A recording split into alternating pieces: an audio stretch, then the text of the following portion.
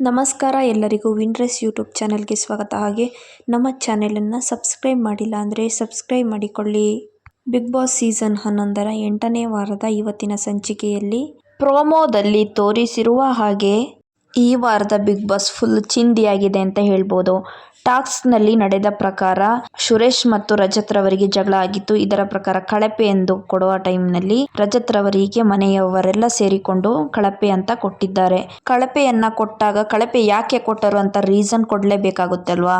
ಮೊನ್ನೆ ಆಟ ಆಡುವಾಗ ಗೋಲ್ಡ್ ಸುರೇಶ್ ಮತ್ತು ರಜತ್ ರವರ ಮಧ್ಯೆ ಮಾತಿನ ಚಕಮಕಿಯಲ್ಲಿ ಕೆಟ್ಟ ಪದಗಳನ್ನ ರಜತ್ ರವರು ಸುರೇಶ್ ಮೇಲೆ ಬಳಸಿರೋದ್ರಿಂದ ಮನೆಯವರೆಲ್ಲ ಸೇರಿಕೊಂಡು ಅದೇ ರೀಸನ್ ಅನ್ನ ಕೊಟ್ಟು ಕಳಪೆಗೆ ರಜತ್ ರವರನ್ನ ಸದ್ಯದಲ್ಲಿ ಪ್ರೋಮೋದಲ್ಲಿ ಕೊಟ್ಟಿರುವ ಹಾಗೆ ಮೋಕ್ಷಿತಾ ರವರು ಕೂಡ ಮತ್ತು ಸುರೇಶ್ ರವರು, ಹನುಮಂತ ರವರು, ಶೋಭಾ ಶೆಟ್ಟಿಯವರು ಎಲ್ಲರೂ ಕಳಪೆ ಕೊಟ್ಟಿರುವ ಹಾಗೇನೆ ಕಾಣಿಸ್ತಾ ಇದೆ.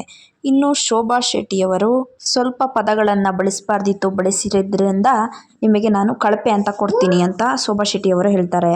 ಆದ್ರೆ ಉತ್ತಮ ಅಂದಾಗ ಶೋಭಾ ಶೆಟ್ಟಿಯವರು ರಜತ್ ರವರನ್ನೇ ಆಯ್ಕೆ ಮಾಡ್ತಾರೆ ಅಂತ ಹೇಳ್ಬೋದು.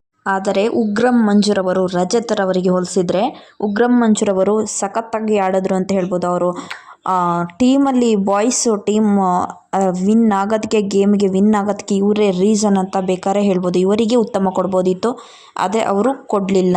ಐಶ್ವರ್ಯ ಸಿಂಧೂಗಿಯವರು ಸಹ ರಜತ್ ರವರಿಗೆ ಕಳಪೆ ಕೊಟ್ಟರು ಅಂತ ಹೇಳ್ಬೋದು. ರೀಸನ್ ಬಂದು ನೀವು ಮಾತಾಡಿರೋ ಮಾತನ್ನ ನಾವು ಡೈಜೆಷನ್ ಮಾಡ್ಕೊಳ್ಳೋಕ್ಕೆ ಆಗ್ತಿಲ್ಲ ಅನ್ನೋ ರೀಸನನ್ನು ಐಶ್ವರ್ಯರವರು ರಜತ್ ರವರಿಗೆ ಕೊಟ್ಟು ಕಳಪೆಯನ್ನ ಹೇಳಿದ್ದಾರೆ.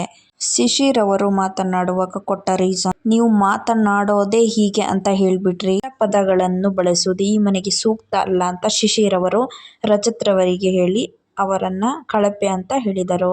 ಮತ್ತೆ ಗೋಲ್ಡ್ ಸುರೇಶ್ ರವರು ಕಳಪೆ ಕೊಡಕ್ಕೆ ರೀಸನ್ ಹೇಳಿ, ಸೆಡೆ ನನ್ನ ಮಗ ಅಂದ್ರೆ ಯಾರು ಅಂತ ಈ ಪದವನ್ನ ಯಾಕೆ ಬಳಸಿದ್ರಿ ಅಂತ ಕ್ವಶನ್ ಮಾಡಿದ್ರು.